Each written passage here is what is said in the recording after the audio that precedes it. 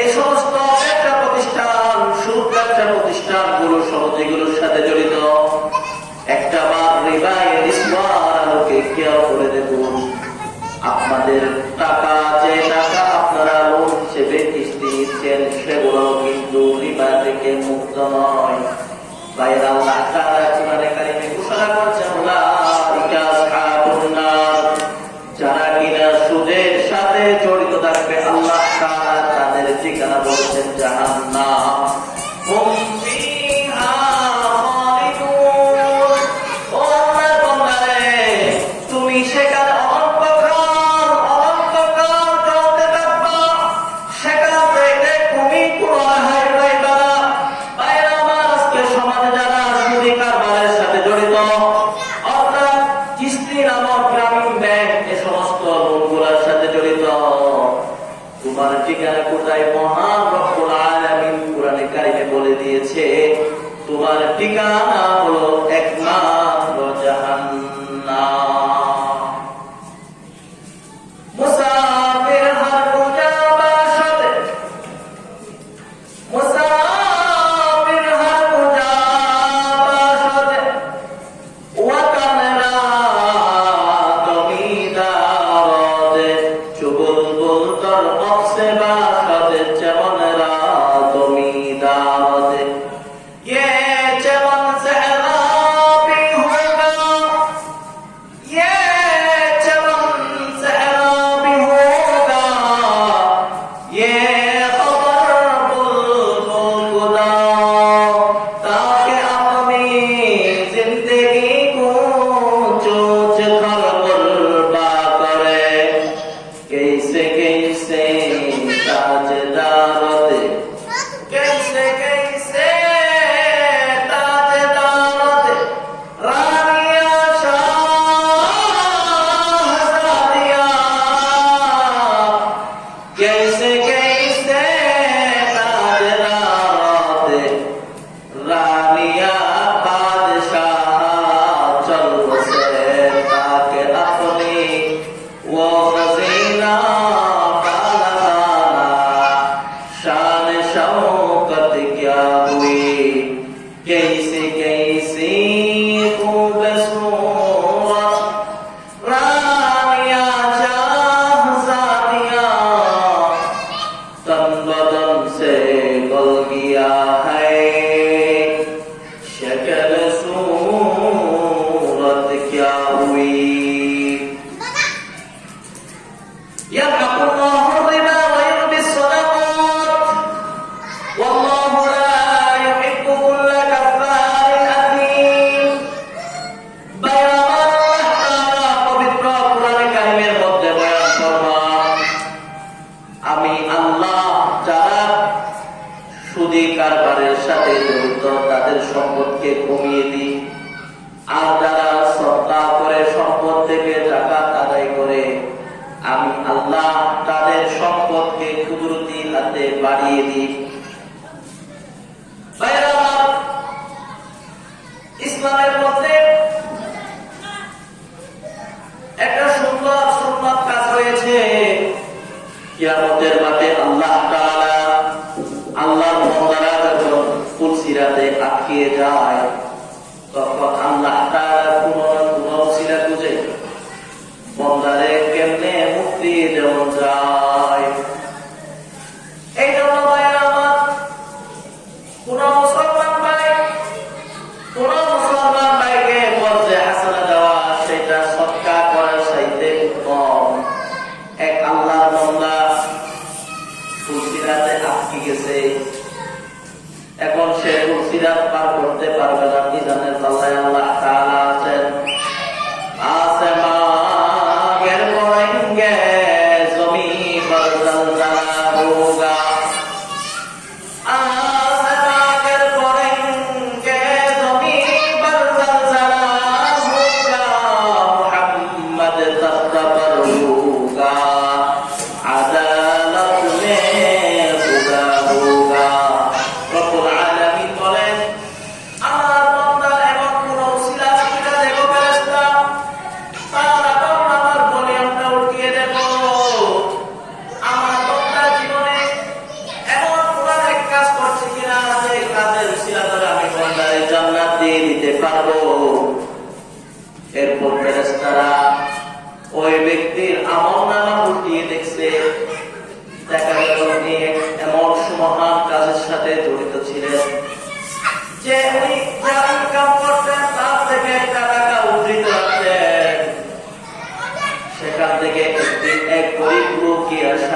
তলব করছে। ও ভাই আমার কিছু টাকা দরকার, আমি খুব অসহনীয় জীবন যাপন করছি, আমার সময়টা ক্রাইসিসটা ভালো লাগছে না, তুমি দয়া করে মেহেরবানি করে আমার ক্রাইসিস অবস্থায় আমাকে কিছু টাকা দাও। ওই আল্লাহর বান্দা বিজনেস করতো, মহাজন ছিলেন, মহাজন ওই ব্যক্তিকে তৎকালীন সময় কিছু টাকা দান দিয়েছেন। কিছু টাকা দান দেওয়ার পর একটা সময় তাকে লিমিট করে দিয়েছে, এই সময়টার মধ্যে ওই টাকা ব্যাক করতে হবে।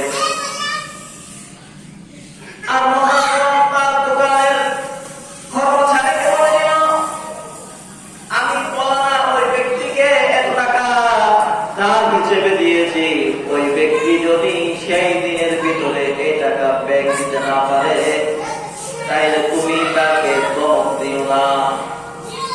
ভাইরা আমার, কর্জ যখন নেওয়া হয় আমাদের কিন্তু খুব মজা লাগে।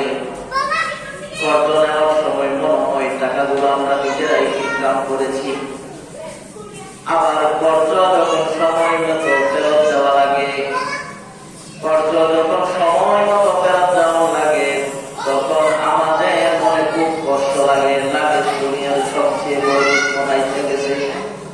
ইন্না আরাদনাল আমানা, এজন্য হাদিস শরীফের মধ্যে আমানতের খেয়ানতকারীকে মুনাফিক হিসেবে সাব্যস্ত করেছে।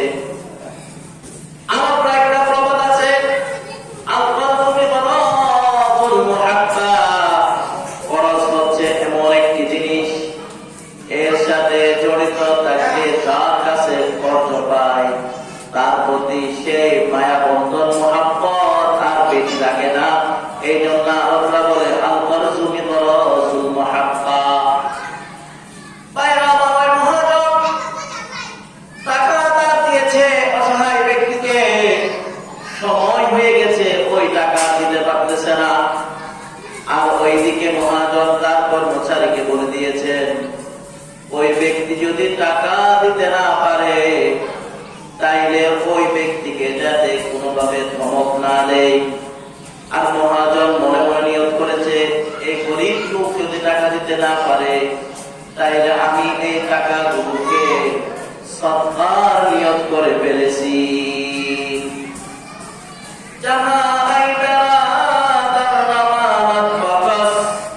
দিলাম তার জাহা আপনি বন্দোবস, মকুন তকিয়া বর্মুখ দুনিয়া ওয়াকুস, কে বিসিয়ার কস্তুস টু পরওয়ার ওয়াকুস টু আহিঙ্গে রক্তম কুনত জানিপা, জবরদস্ত মুরদম জবরুয়ে খা।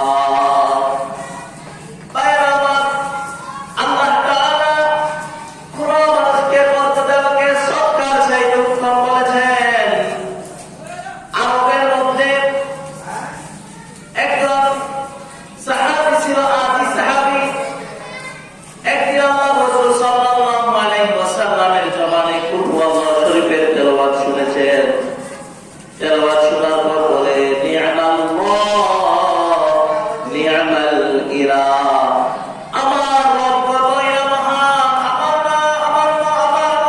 রব কত প্রশস্ত, আমার মা কত বড়, কত মহান, আল্লাহ তাআলার বরকত আছে। এই অবস্থা থেকে আব্দুর রহমান ইবনে আউফ বলে, ও আমার ভাই আদি, তোমার ইমান কত মজবুত, তুমি আল্লাহ তাআলাকে চিনতে পেরেছ। নাও আমার তরফ থেকে তোমাকে আমি একটি উট সদকা করে দিলাম। বাইরে সদকা করে আল্লাহ তাআলা এত পরিমাণে বৃদ্ধি করে দেয়, কখনো কখনো 10 গুণ, কখনো 70 গুণ, কখনো 300 গুণ, বাড়তে বাড়তে ৭৯,০০০ গুণ পর্যন্ত বাড়ে। আদিকে যখন আব্দুর রহমান ইবনে আউফ একটা উট হাদিয়া দিয়েছেন, সাথে সাথে জিবরাইল আমিন আয়েশা আব্দুর রহমান ইবনে আউফ রাদিয়াল্লাহু তাআলা আনহুকে বলে, ও আব্দুর রহমান,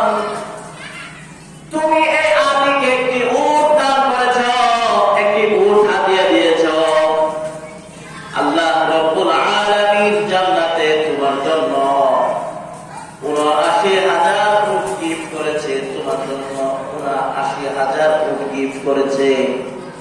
একথা সাহাবায়ে কেরাম শোনার পর ওই আদিকে এত পরিমাণ উট দান করেছে, সবাই এসে একটা উট দেয়। আদির কাছে উট হতে হাজার পার হয়ে গেছে। ওই আদি ওই উটের পাশ রহমিনা গ্রাম থেকে বের হয়ে যাচ্ছে। বের হয়ে যাওয়ার সময় বলে নি'মাল্লাহ নি'মাল ইলাহ নি'মাল্লাহ নি'মাল ইলাহ, আল্লাহ তাআলা কত বড় মহান। এজন্য সমাজের যারা ধনী লোক আছে, আল্লাহ তাআলা যাদেরকে ধনী বানিয়েছেন তাদের যাতে এটা খেয়াল রাখা হয়। গরিব মানুষগুলো যদি কোনো সময় আপনাদের কাছে গিয়ে হাত পাতে, আপনারা তাদের হাতকে কখনো ফিরিয়ে দিবেন না। যারা সুদী কারবারের সাথে জড়িত তাদের সম্পর্কে আল্লাহর রাসূল সাল্লাল্লাহু আলাইহি ওয়াসাল্লাম হাদিসের মধ্যে বলেন, আবি হুরায়রা রাদিয়াল্লাহু তাআলা আনহু আর-রিবা সাবিউনা হুবান, যারা সুদী কারবারের সাথে জড়িত তাদের জন্য 70টি গুনাহ অবধারিত রয়েছে। এর মধ্যে সবচেয়ে নিম্ন গুনাহ হচ্ছে আইসাবুহা আইয়ানকিহার রাজুলা উম্মাহু, যারা সুদী কারবারের সাথে জড়িত তারা এত বড় একটি গুনাহের কাজের সাথে জড়িত যে নিজের মায়ের সাথে যারা করলে যে পরিমাণ গুনাহ, যারা সুদী কারবার করে তারাও একই পরিমাণ গুনাহ। আর হাদিসের মধ্যে আল্লাহর রাসূল সাল্লাল্লাহু আলাইহি ওয়াসাল্লাম বলেন, লাআনা রাসূলুল্লাহ সাল্লাল্লাহু আলাইহি ওয়াসাল্লাম, আল্লাহ রাসূল সাল্লাল্লাহু আলাইহি ওয়াসাল্লাম লাআনত দিয়েছেন, বদদুয়া করেছেন, আকিলার রিবা ওয়া মুকিলাহু ওয়া কাতিবাহু ওয়া শাহিদাইহি, যারা সুদ দেয়, যারা সুদ গ্রহণ করে, যারা সুদী কারবারগুলো লেখালেখি করে, যারা সুদী কাজের জন্য সাক্ষ্য প্রদান করে,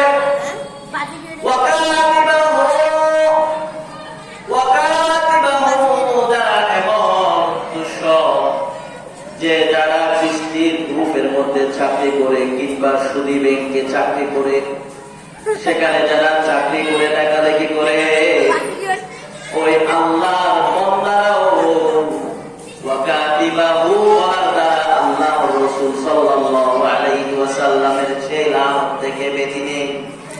তারাও সুদ না খেলেও সুদী কারবারের সাথে জড়িত এমন গুনাহে লিপ্ত। তাদের ইনকামগুলো হাদিসের আলোকে বোঝা যায় হারাম। ওয়া শাহিদাইহি, যারা সাক্ষ্য প্রদান করে কিংবা যারা সুপারিশ করে সুদ দেওয়ার জন্য। এই জন্য গ্রামে কতগুলো বড় কিসিমের দালাল দেখা যায়, যে দালালগুলো সুদী কারবার যারা করে তাদের কাছে সাধারণ মানুষকে নিয়ে যায়, কন্ট্রাক্ট করেছে আমি তোমাকে 50,000 টাকা সুদে দিয়ে দিব, পলানা মহাজনের কাছে গিয়ে আমি সুপারিশ করব, শর্ত হচ্ছে বিনিময় তুমি আমাকে 2,000 টাকা দিবা। আল্লাহ রাসূল সাল্লাল্লাহু আলাইহি ওয়াসাল্লাম তাদেরকেও সুদী কারবারের সাথে সমানতালে জড়িত করেছেন। তাদের উপর আল্লাহর রাসূল সাল্লাল্লাহু আলাইহি ওয়াসাল্লামের স্পেশাল লানত, পাশাপাশি আল্লাহর রাসূল সাল্লাল্লাহু আলাইহি ওয়াসাল্লাম তাদেরকেও ওয়াকালাহুম সাওয়া বলে সমানতালে গুনার অধিকারী বলেছেন। তাইলে তাদের ঠিকানাও দুনিয়ায় থাকছে সুদী কারবারের দালালি করার কারণে। ফাউলাইকা আসহাবুন নার, তাদের ঠিকানাও জাহান্নাম বানিয়ে দিয়েছে। শুধু তাই নয়, তারা শুধু জাহান্নামে যাবে। মুসলমান যারা আল্লাহকে প্রভু হিসাবে স্বীকার করছে, তারা জীবনে গুনার সময় শাস্তি ভোগ করার পর জান্নাতে যাবে। আল্লাহ তাআলা বলেন, যারা সুদী কারবারের সাথে জড়িত তারা কখনো জান্নাত নামক জিনিসটা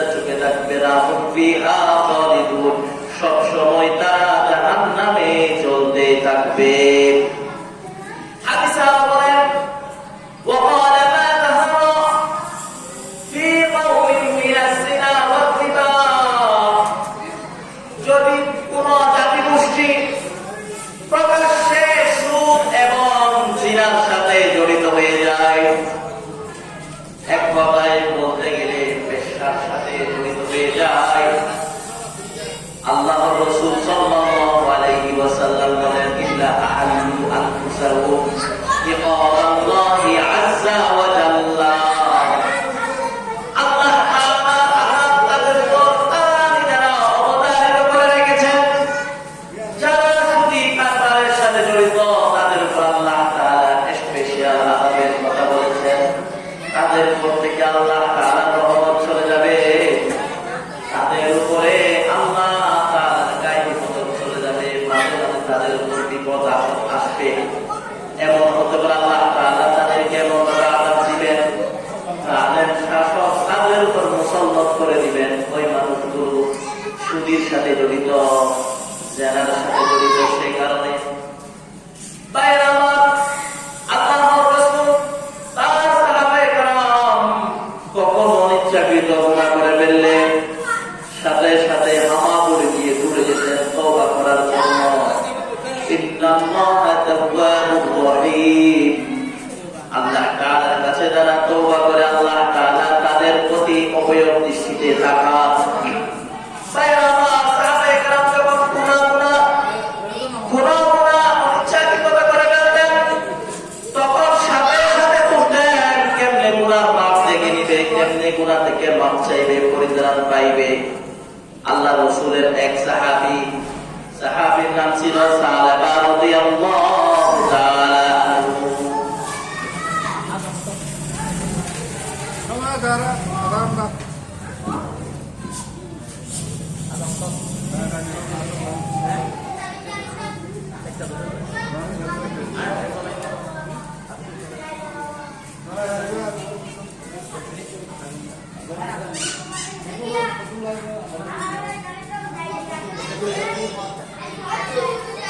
হযরত সালাবা রাদিয়াল্লাহু তাআলা আনহু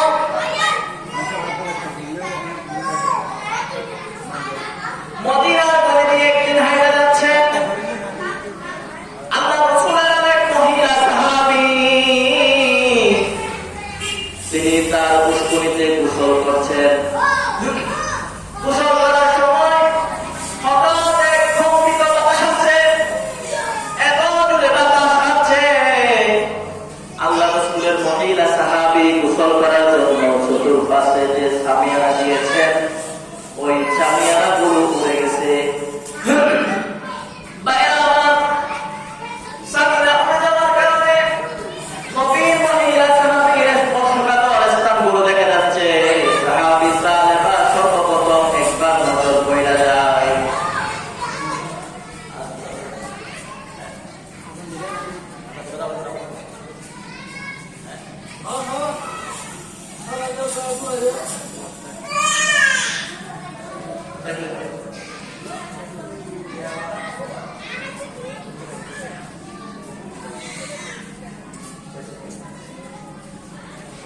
আল্লাহ পাক সুবহানাহু ওয়া তাআলা আমাদেরকে সুদ, ঘুষ, নেশাদ্রব্য, পেন্সিলের এই সমস্ত মাদক থেকে দেখে আমাদেরকে হেফাজত করুন। যেটুকু আলোচনা করছি, যতটুকু শোনা গেছে, আল্লাহ পাক সকলকে এই আয়াত ও হাদিস কারিমা আলিতে আমল করার তৌফিক দান করুন। ওয়া তৌফিক ইল্লা বিল্লাহ। আসসালামু আলাইকুম ওয়া রাহমাতুল্লাহ। বাইরে হলে মজা না হইল